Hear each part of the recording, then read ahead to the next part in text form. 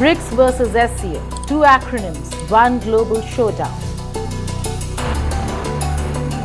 Both claim to challenge Western power. Both sell the dream of multipolarity. But scratch the surface and the truth is brutal. BRICS speaks for the Global South, rewriting the rules of money, trade and power. SCO?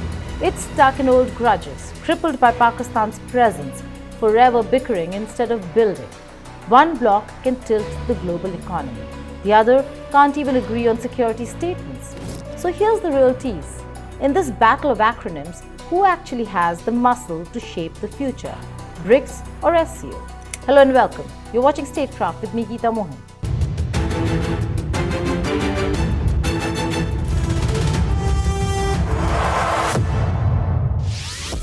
Let's rewind. BRICS started as a coalition of 5 emerging economies: Brazil, Russia, India, China, and South Africa. Today, it has ballooned into BRICS Plus, adding the UAE, Egypt, Ethiopia, Indonesia, and Iran. That's cross-continental muscle, representing nearly half the world's population. SCO, born in 2001, was China and Russia's baby, built for Eurasian security, later adding India and Pakistan. One bloc dreams global, the other gets stuck in border squabbles. One wants to rewrite economic rules, the other struggles to keep its members from tearing each other apart. So ask yourself, which one can truly rewrite the future? On paper, BRICS and SCO both sound like challengers to Western supremacy. But look closer, and their DNA couldn't be more different. BRICS is economic muscle wrapped in political ambition. SCO is a security umbrella weakened by internal storms. BRICS has no permanent secretariat, no bureaucracy. It thrives on flexibility. SCO is the opposite: secretariat, councils, rigid structures. But structures without unity is useless, especially when SCO is a divided house. That's SCO's curse. While BRICS may one day have a structure, and yet it will unitedly push for reforms in the IMF, World Bank, and UN. SCO is stuck managing terrorism drills and making hollow declarations. BRICS can roar globally. SCO can only whisper regionally. One is the BRICS and second is the SCO. And if these two organizations are together, these nations are joined hand, I think there will be a major changes and the voice of the world can be heard, that these people are able to address their issues, especially in the North and South cooperation, because most of the North countries, they wanted to have a new world order of their own, but nobody talks of a new world order of the South also voices to be heard. So I think these are important, that the three leaders can sit across the table and decide, and the rest of the world can join hand, because it's a stage of de-dollarization. Stay away from the American hegemony of the dollars. Bilateral relation with your common currencies, and you have also economic relation to build up with this. You cannot survive without China, nor China can survive without India. It's the two huge markets. The whole world cannot live without them, India and China. So it's a potentially strong. Use your strength for your own benefit.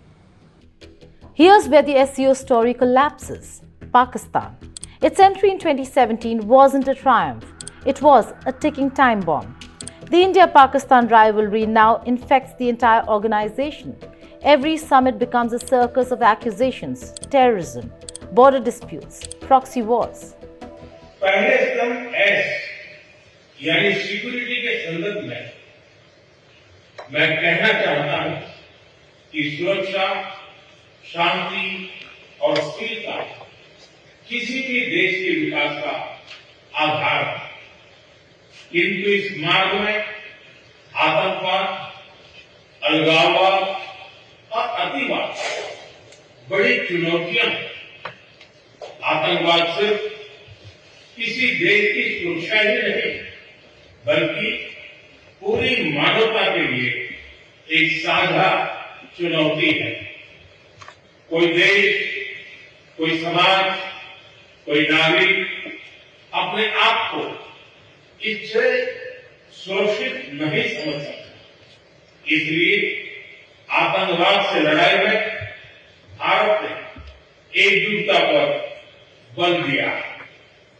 इसमें SCO let's की बहुत महत्वपूर्ण भूमिका रही। इस वर्ष भारत ने joint information operation को लीड करते हुए अल कायदा और इससे जुड़े आतंकी संगठनों से लड़ने का इनिशिएटिव किया। Consensus?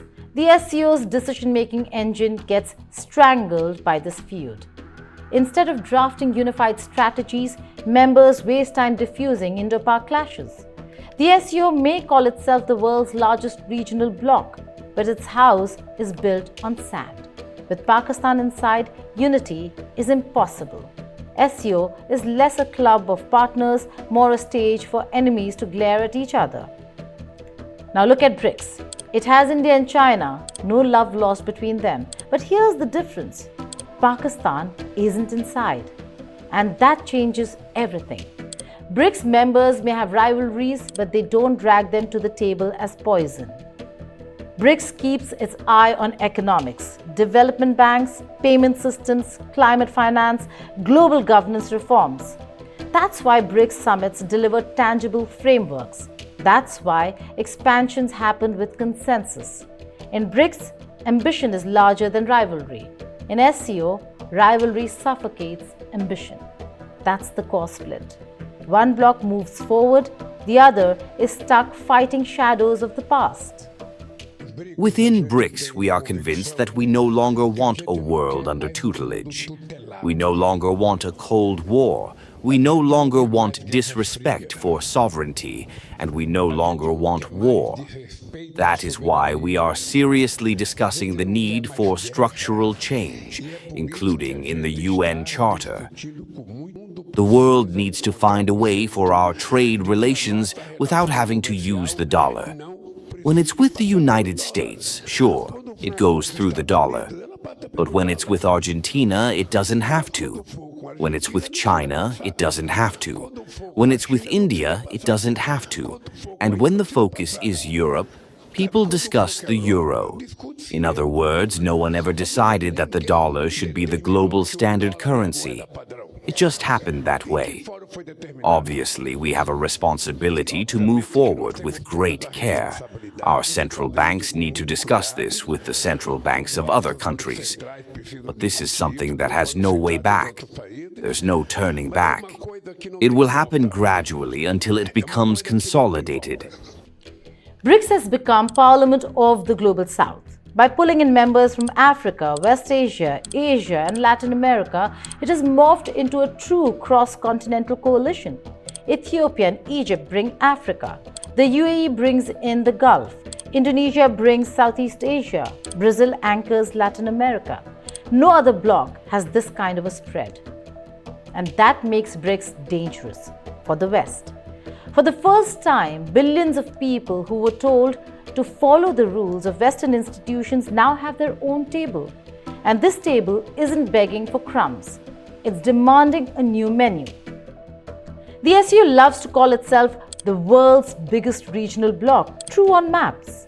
It looks massive, from China to Russia, India to Iran, Central Asia to Pakistan. But the problem is baked in. It's stuck in Eurasia. Its focus is security, not economics. Terrorism drills, border talks, cultural exchanges, transport corridors. Useful, yes. Transformative, no. SCO can stabilize, but it can't revolutionize. It can host summits, but it can't set global financial rules. It can talk about indivisible security, but it can't act beyond its divisions. SCO is a big fish in a small pond. BRICS, it's the ocean.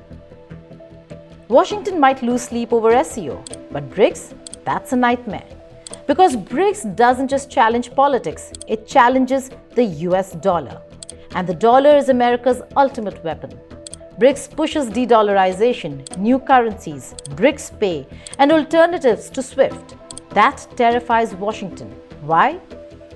Because if global trade no longer runs through the dollar, America loses its grip on sanctions, leverage, and financial dominance.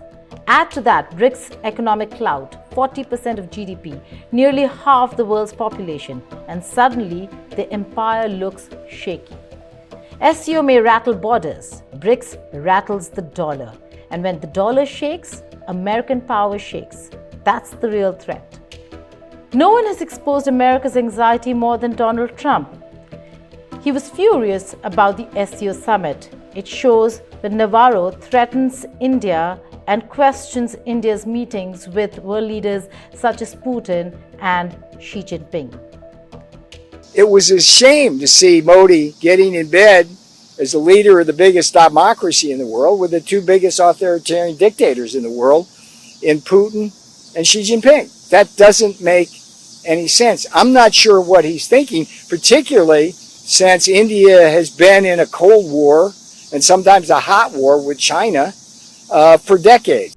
But it is BRICS that clearly threatens Washington. He slapped tariffs on Brazil, tariffs on India, tariff threats on anyone daring to align with BRICS' economic agenda.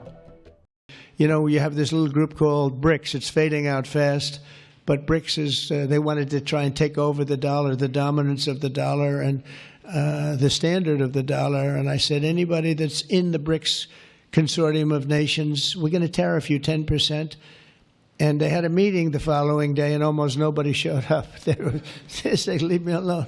They didn't want to be tariffed, did they, Howard? Huh? So it's amazing.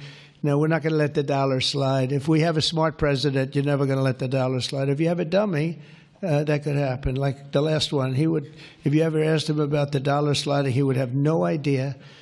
But we can't let that ever happen again. We can never let anyone play games with us, and that's why when I heard about this group from BRICS, 6 countries basically, I hit them very, very hard. And if they ever really form in a meaningful way, it will end very quickly, I will tell you, for them. They won't be gone very long. I don't think they'll even do it. They're virtually afraid to meet. His excuse, Russian oil. His real fear, BRICS economic defiance. Trump knew the danger wasn't Moscow's crude. It was BRICS creating a parallel financial world. He threatened, bullied, screamed anti-American. But the irony is sweet. His tariffs didn't divide BRICS. They united it. The more he attacked, the more BRICS members realized they needed each other. Trump made BRICS stronger. BRICS versus SCO. One can, one can't. Let's lay it bare. BRICS has the muscle to rewrite financial systems, but the SCO never will. BRICS speaks for Africa, Asia, and Latin America, while the SCO cannot. BRICS moves markets. The SCO doesn't even nudge them.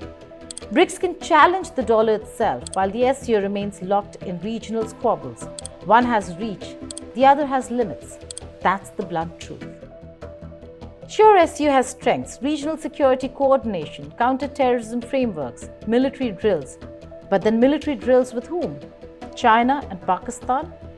One, we have conflicts with. The other, there are troops sitting at our border.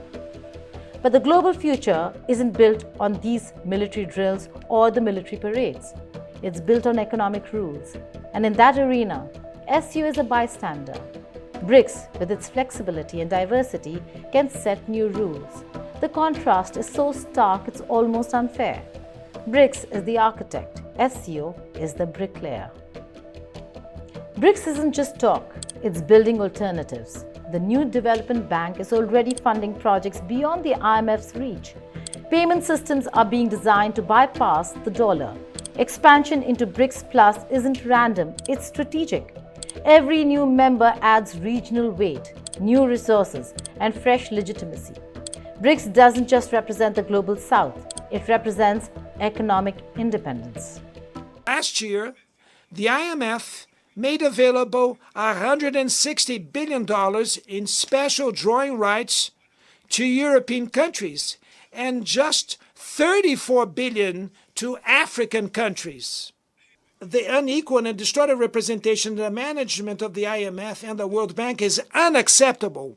We have not corrected the excesses of market deregulation and the support of the ideology of the minimum state. The foundations of a new economic governance have not been laid. The BRICS was the result of this paralysis and constitute a strategic platform to promote cooperation between emerging countries.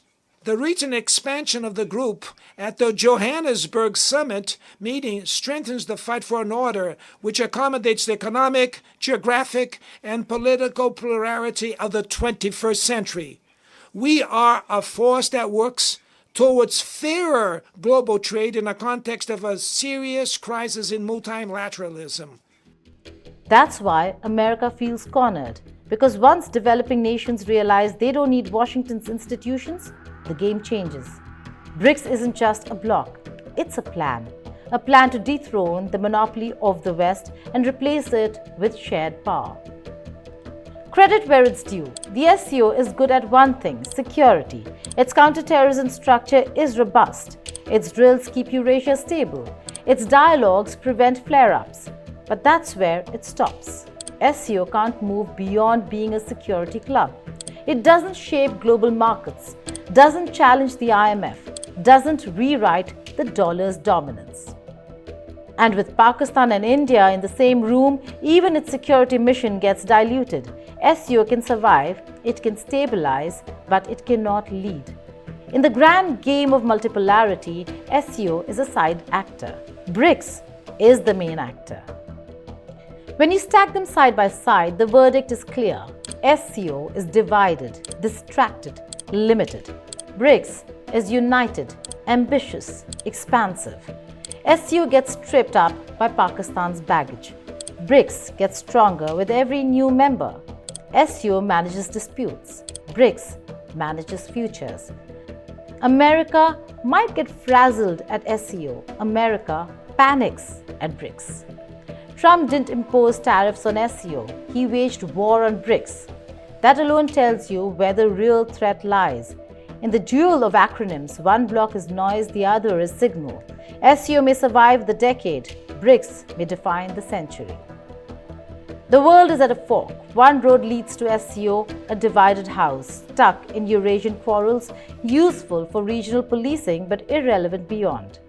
The other road leads to BRICS, a global coalition of the global south, rewriting financial rules, challenging dollar dominance, and giving voice to billions long ignored. That's why Washington fears it. That's why Trump tried to crush it. That's why Western media obsesses over it. In this battle, the winner isn't hard to spot. The bloc that can truly make an economic difference is BRICS. The bloc that can't escape Pakistan is SCO. Thank you for watching Statecraft.